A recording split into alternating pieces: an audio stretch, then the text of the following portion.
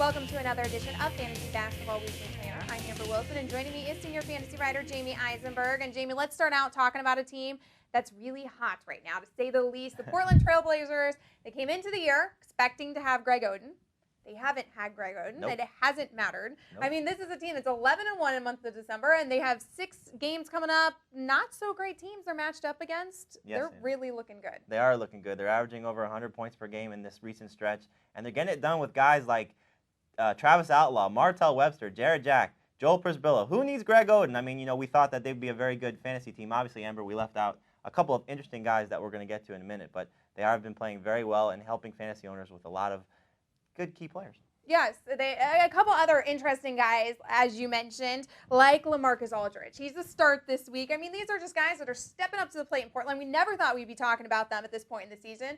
So he's one of our starts, along with Andrew Bogut and Nazr Mohammed. Yeah, LaMarcus Aldridge is a guy that was coming off an injured situation heading into this week. He really played well coming back from the foot injury, and definitely somebody you want to get back in your lineup. The interesting guy in this mix, aside from Aldridge, is Nazr Mohammed, because he was traded to Charlotte from Detroit and has really stepped up his game. He's had double digits in rebound his last 3 games coming into the weekend, and should really do well in this matchup coming up in the next scoring period for your fantasy team. All right, so those are your start centers this week. Let's move on to your sit centers this week. We're going to start off with Eddie Curry, Mehmet Okur, and then Shaq. Yeah, Mehmet Okur is a guy who came back, Amber, from injury, but has a bad matchup in this scoring period, and probably just want to give him a couple of games to get his feet wet a little bit and see how he's going to do.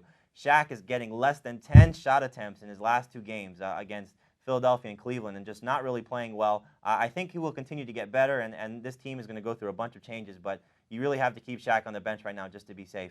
And then when it comes to Eddie Curry, the Knicks just aren't playing well, and they're not using Curry at all, Amber, and it's just really disappointing, which is why we'll get to one of our start forwards. But Eddie Curry really just not getting it done for your fantasy team. And let's go ahead and get to those start forwards. Right now we're going to start off with David Lee, then David West, and Kevin Durant. Yeah, David Lee is the guy who's benefiting from Eddie Curry not getting the minutes, because David Lee is a guy who's going to come off the bench. He may get some spot starts here and there, especially if Curry goes to the bench, but David Lee is a double-double guy. Not the greatest matchups for the Knicks coming up, and again, they're not playing very well. They're still missing Stephon Marbury.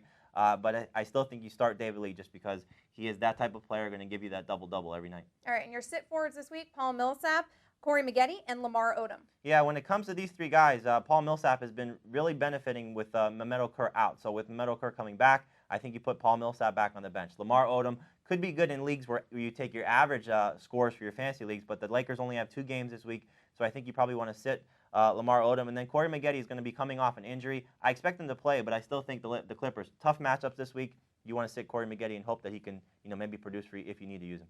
All right, and your start guards this week, Brandon Roy, Andre Miller, and Rip Hamilton. Yeah, talk about Brandon Roy again, a guy who's just really been on fire, Amber, really being the guy who's leading the charge in this recent stretch for the Blazers. So he's only being started in 87% of leagues on CBSSports.com.